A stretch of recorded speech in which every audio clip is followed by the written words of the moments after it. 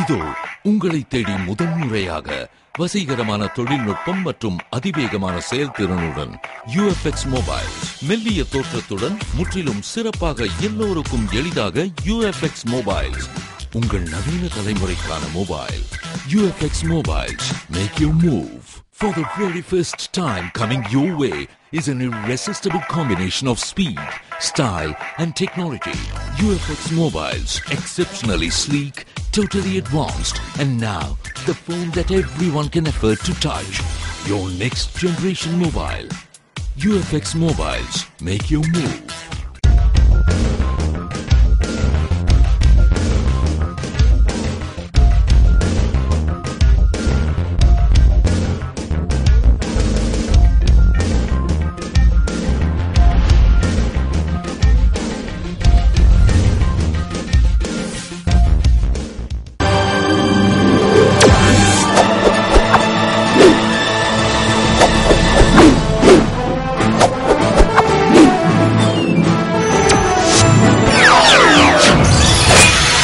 நீங்கள் பார்த்துக் கொண்டிருப்பது AJK டிவியின் புதுவை மாலை.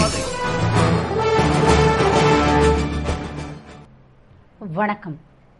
ஜனாதிபதி தேர்தலில் பிரணாப் முகர்ஜிக்கு ஆதரவு அளித்ததற்காக முதல்வர் ரங்கசாமிக்கு நன்றியையும் பாராட்டுதலையும் தெரிவித்துக் கொண்டதாக மத்திய இணையமைச்சர் நாராயணசாமி கூறினார். இது தொடர்பாக மத்திய இணையமைச்சர் நாராயணசாமி கூறுகையில், ஐக்கிய முற்போக்கு கூட்டணி வேட்பாளர் பிரணாப் முகர்ஜிக்கு ஜனாதிபதி தேர்தலில் ஆதரவு அளிப்பதாக முதல்வர் ரங்கசாமி அறிவித்துள்ளார். மேலும் பிரணாப் முகர்ஜிக்கு வெற்றி வாய்ப்பு அதிகமாக உள்ளதாகவும், மொத்தமுள்ள 10,98,000 வாக்குகளில் 7 லட்சத்திற்கு மேல் வாக்குகள் பெறும் வாய்ப்புள்ளதாகவும், எனவே அவரது வெற்றி உறுதியாகிவிட்டதாக கூறிய அவர், தொடர்ந்து புதுவை முதல்வர் ரங்கசாமி அவருக்கு ஆதரவு கொடுத்ததற்காக அவருக்கு தமது பாராட்டு மற்றும் வாழ்த்துக்களை தெரிவித்துக் கொண்டதாகவும், பிரணாப் முகர்ஜி தகுதியும் திறமையும் உள்ளவர் மற்றும் பலமுறை மத்திய அமைச்சராக எதிர்க்கட்சியாக சிறப்பாக செயல்பட்டவர் மட்டுமின்றி இந்திய அரசியலமைப்பு சட்டத்தின் அடிப்படையில் நடுநிலையான ஒரு குடியரசுத் தலைவராக செயல்படுவார். எனவே ஜனாதிபதி தேர்தலில் பிரணாப் முகர்ஜியை ஒருமனதாக தேர்வு செய்து ஒத்துழைப்பு அளிக்க வேண்டும் என்றும், வரும் 30ஆம் தேதி பிரணாப் முகர்ஜி சென்னை வர உள்ளதாகவும், அப்போது திராவிட முன்னேற்றக் கழக தலைவர் கருணாநிதி தலைமையில் தமிழக காங்கிரஸ் தலைவர் ஞான தேசிகன் முன்னிலையில் கூட்டம் நடக்கிறது என்றும், அதில் புதுவை மாநிலம் சார்பில் தானும் மாநிலங்களவை உறுப்பினர் கண்ணன் மற்றும் சட்டமன்ற உறுப்பினர்கள் கலந்து கொள்ள உள்ளதாகவும் கூறினார். புதுவை ரோமன் ரோலன் நூலகத்தை அமைச்சர் தியாகராஜன் திடீரென ஆய்வு செய்து வாசகர்களுக்கான வசதி மற்றும் புத்தகங்களை பராமரிக்கும் முறைகள் குறித்து அதிகாரிகளிடம் கேட்டறிந்தார். புதுவை ஆளுநர் மாளிகை அருகே உள்ள ரோமன் ரோலன் நூலகத்தை அமைச்சர் தியாகராஜன் திடீரென ஆய்வு செய்தார். அப்போது நூலகத்தில் உள்ள புத்தகங்களை பார்வையிட்ட அவர், அங்குள்ள அதிகாரிகளிடம் நூலகத்தில் வாசகர்களுக்கான வசதி மற்றும் புத்தகங்களை பராமரிக்கும் முறை குறித்து கேட்டறிந்தார். ஆய்வின்போது கலை பண்பாட்டுத்துறை இயக்குநர் மலர்கண்ணன் மற்றும் அதிகாரிகள் பலர் உடனிருந்து அமைச்சர் கேட்ட கேள்விகளுக்கு விளக்கம் அளித்தனர். பொது லைப்ரரி 175 ஆண்டுகளுக்கு முன்னால் ஆரம்பிச்ச லைப்ரரி. இதில் கிட்டத்தட்ட 4 லட்சம் புத்தகத்துக்கு மேலே இங்கே இருந்துட்டு, ஒரு நாள் ஒன்றுக்கு ஒரு 1000க்கும் மேற்பட்டவங்க இதை பயன்படக்கூடிய சூழ்நிலை இருக்குது. இது கொஞ்ச நாளாக கொஞ்சம் சுத்திகரிப்பு இல்லாமல் இருக்கிறதால இப்போ இதை புதுப்பிச்சு சுத்தம் பண்ணிட்டு இருக்கிறோம். அதுக்கு அடுத்ததாக எல்லாமே கம்ப்யூட்டர் வைஸாக இருக்கக்கூடியது எல்லாத்தையும் செய்யக்கூடிய ஒரு சூழ்நிலை ஏற்படுத்திருக்கிறோம். அடுத்து அதற்கான அடுத்த கட்ட வரையில் உடனே செஞ்சு மாடர்னைஸாக என்னென்ன பண்ணணுமோ அது கொண்ட ஏற்பாடுகளை செய்ய போகிறோம். புதுவை முதல்வர் ரங்கசாமி மற்றும் சட்டமன்ற எதிர்க்கட்சித் தலைவர் வைத்திலிங்கம் ஆகியோர் டெல்லி சென்றுள்ளனர். டெல்லியில் 2012-2013 நிதியாண்டிற்கான திட்டக்குழு கூட்டம் நடப்பதால் அதில் பங்கேற்க முதல்வர் ரங்கசாமி டெல்லி சென்றுள்ளார். அங்கு திட்டக்குழுவின் துணைத் தலைவர் மான்டேங் சிங் அலுவாலியாவை சந்தித்து புதுவை மாநிலத்திற்கான திட்ட ஒதுக்கீடாக 3025 கோடி வழங்க வலியுறுத்தவுள்ளார். இதனிடையே காங்கிரஸ் காரிய கமிட்டி கூட்டத்தில் கலந்து கொள்ள சட்டமன்ற எதிர்க்கட்சித் தலைவர் வைத்திலிங்கமும் அவருடன் மத்திய இணையமைச்சர் நாராயணசாமி, மாநிலங்களவை உறுப்பினர் கண்ணன் ஆகியோர் டெல்லி சென்றுள்ளனர்.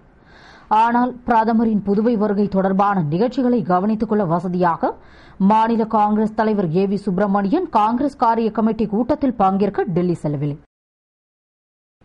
ஜனாதிபதி தேர்தலில் காங்கிரஸ் வேட்பாளருக்கு ஆதரவு தெரிவித்த முதல்வர் ரங்கசாமிக்கு மாநிலங்களவை உறுப்பினர் கண்ணன் நன்றி தெரிவித்துள்ளார். இதுகுறித்து மாநிலங்களவை கண்ணன் கூறுகையில், காங்கிரஸ் கட்சியிலிருந்து பிரிந்து சென்றவர்கள் மீண்டும் காங்கிரஸ் கட்சிக்கு திரும்ப வேண்டும் என்பதே தமது விருப்பமாகும் என்றும், அதுபோன்று சட்டசபை தேர்தல் பிரச்சாரத்தில் ரங்கசாமி கையில் காங்கிரஸ் கொடி பறக்கும் காலம் வெகு தொலைவில் இல்லை என்று தாம் பேசியதாகவும், இத்தகைய சூழலில் ஜனாதிபதி தேர்தலில் ஐக்கிய முற்போக்கு கூட்டணி வேட்பாளராக போட்டியிடும் பிரணாப் முகர்ஜிக்கு என்ஆர் காங்கிரஸ் தலைவரும் புதுவை முதல்வருமான ரங்கசாமி தமது கட்சியின் ஆதரவை தெரிவித்துள்ளார். மேலும் காங்கிரஸ் வேட்பாளருக்கு முதல்வர் ரங்கசாமி ஆதரவு தெரிவித்திருப்பது மிகுந்த மகிழ்ச்சியை அளிப்பதாகவும், அவருக்கு காங்கிரஸ் சார்பாக தனது மனமார்ந்த நன்றியை தெரிவித்துக் கொண்டதாக கூறினார். புதுவையில் சென்டா கவுன்சிலிங்கிற்கு விண்ணப்பித்த மாணவர்களுக்கான பதிவெண் இணையதளத்தில் வெளியிடப்பட்டுள்ளது. புதுவையில் மருத்துவம், பொறியியல் உள்ளிட்ட தொழிற்படிப்புகளுக்கான சென்டா கவுன்சிலிங்கில் பங்கேற்க 7000 மாணவர்கள் விண்ணப்பித்ததை அடுத்து விண்ணப்பங்களில் உள்ள விவரங்களை கணினியில் பதிவு செய்யும் பணி கடந்த 21ஆம் தேதி புதுவை பொறியியல் கல்லூரியில் துவங்கி இறுதி கட்டத்தை அடைந்தது. எனவே விண்ணப்பங்களின் பதிவின் பற்றி தெரிந்து கொள்ள சிறப்பு ஏற்பாடுகள் செய்யப்பட்டு பதிவு எண்கள் இணையதளத்தில் வெளியிடப்பட்டுள்ளது. எனவே கவுன்சிலிங்கிற்கு விண்ணப்பித்த மாணவ மாணவியர்கள் சென்டாக் இணையதளத்தில் தங்களுடைய விண்ணப்ப எண்ணை குறிப்பிட்டு பதிவு எண்ணை அறிந்து கொள்ளலாம் என்று சென்டாக் நிர்வாகம் தெரிவித்துள்ளது. இதில் இடஒதுக்கீட்டு விவரங்கள் மற்றும் தரவரிசை பட்டியல் வெளியிடவில்லை என்பது குறிப்பிடத்தக்கதாகும். புதுவையில் நடந்த மாநில அளவிலான கிரிக்கெட் போட்டியின் பரிசளிப்பு விழாவில் இந்திராநகர் தொகுதி காங்கிரஸ் பொறுப்பாளர் ஏகேடி ஆறுமுகம் கலந்து கொண்டு வெற்றி பெற்ற அணிகளுக்கு பரிசுகளை வழங்கி பாராட்டினார். புதுவை ஈகிள் ஸ்போர்ட்ஸ் கிளப் மற்றும் ஹெல் பாய்ஸ் கிரிக்கெட் அணி சார்பில் மாநில அளவிலான கிரிக்கெட் போட்டி நடைபெற்றது. 43 அணிகள் பங்கேற்ற போட்டியில் நாவர்குளம் கிங் ஸ்டார் அணி வெற்றி பெற்று முதல் பரிசையும், முத்திரையர்பாளையம் ஈகிள் ஸ்போர்ட்ஸ் கிளப் அணி 2ஆம் இடத்தையும் பிடித்தது. அதற்கான பரிசளிப்பு விழா விளையாட்டு சங்க நிர்வாகிகள் சுந்தர், பாண்டியன், பழனி முன்னிலையில் நடைபெற்றது. அதில் சிறப்பு அழைப்பாளராக கதிர்காமம் வட்டார காங்கிரஸ் தலைவரும் இந்திராநகர் தொகுதி காங்கிரஸ் பொறுப்பாளருமான ஏகேடி ஆறுமுகம் கலந்து கொண்டு வெற்றி பெற்ற அணிகளுக்கு பரிசுகளை வழங்கி பாராட்டினார் மற்றும் கிரிக்கெட் அணிகளுக்கு தேவையான உபகரணங்களை வழங்கினார். விழாவில் விளையாட்டு சங்கங்களைச் சேர்ந்த நிர்வாகிகள் உள்பட பலர் கலந்து கொண்டனர். ஜாதி சான்றிதழ் தர அதிகாரிகள் அலைக்கழித்ததால் மாணவி தற்கொலைக்கு முயன்றதை கண்டித்து சட்டமன்ற உறுப்பினர் பெரியசாமி தலைமையில் மக்கள் தாசில்தார் அலுவலகத்தை முற்றுகையிட்டதால் பெரும் பரபரப்பு ஏற்பட்டது. புதுவை நெட்டப்பாக்கம் கல்மண்டபத்தைச் சேர்ந்த திவ்யா என்ற மாணவி 11ஆம் வகுப்பில் சேர சாதி சான்றிதழ் பெற விண்ணப்பித்து அதிகாரிகளால் அலைக்கழிக்கப்பட்டதால் மன உளைச்சலுக்கு ஆளாகி தற்கொலைக்கு முயன்று அரசு மருத்துவமனையில் தீவிர சிகிச்சை பெற்று வருகிறார். இச்சம்பவம் பற்றி தகவல் அறிந்த சட்டமன்ற உறுப்பினர் பெரியசாமி தலைமையில் பொதுமக்கள் தாசில்தார் அலுவலகத்தை முற்றுகையிட்டு கோஷமிட்டு ஆர்ப்பாட்டம் செய்தனர். அப்போது துணை தாசில்தார் பாலகிருஷ்ணன், இன்ஸ்பெக்டர் மோகன்குமார் மற்றும் போலீசார் வந்து சமரசம் செய்தும் தாசில்தார் வர வேண்டும் என்று போராட்டத்தை தொடர்ந்தனர். உடனடியாக தாசில்தார் தயாளன் விரைந்து வந்து பேச்சுவார்த்தை நடத்தி சான்றிதழ் குறைபாடுகளால் தான் சான்றிதழ் வழங்க தாமதம் ஏற்பட்டது என்று கூறி வாரம் ஒருமுறை குறைதீர் கூட்டம் நடத்தி சான்றிதழ் மற்றும் பிரச்சினைகளை தீர்க்க நடவடிக்கை எடுப்பதாக உறுதியளித்து மாணவி திவ்யாவின் சாதி சான்றிதழை அவரிடம் ஒப்படைத்தார். பின்னர் போராட்டத்தை கைவிட்டு அனைவரும் கலைந்து சென்றனர். புதுவை முருங்கப்பாக்கம் புனித அந்தோணியார் சிற்றாலயத்தின் ஆண்டு திருவிழாவில் ஆடம்பர தேர்பவனி நடைபெற்றது. புதுவை அரியாங்குப்பம் பங்கு முருங்கப்பாக்கம் அன்னை தெரேசா நகரில் அமைந்துள்ள புனித அந்தோணியர் சிற்றாலய 2ஆம் ஆண்டு திருவிழாவில் ஆடம்பர தேர்பவனி நடைபெற்றது. இதனை முன்னிட்டு பங்கு தந்தை அருட்திரு தாமஸ் அடிகளார் தலைமையில் சிறப்பு திருப்பலியும், பின்னர் மந்திரிக்கப்பட்டு புனித அந்தோணியாரின் ஆடம்பர தேர்பவனி மின்விளக்குகள் மற்றும் புஷ்ப அலங்கார தேரில் ஆடம்பரமாக நடைபெற்றது. விழாவில் திரளான பக்தர்கள் பங்கேற்று மெழுகுவர்த்தி ஏற்றி மலர்தூவி பிரார்த்தனை செய்தனர்.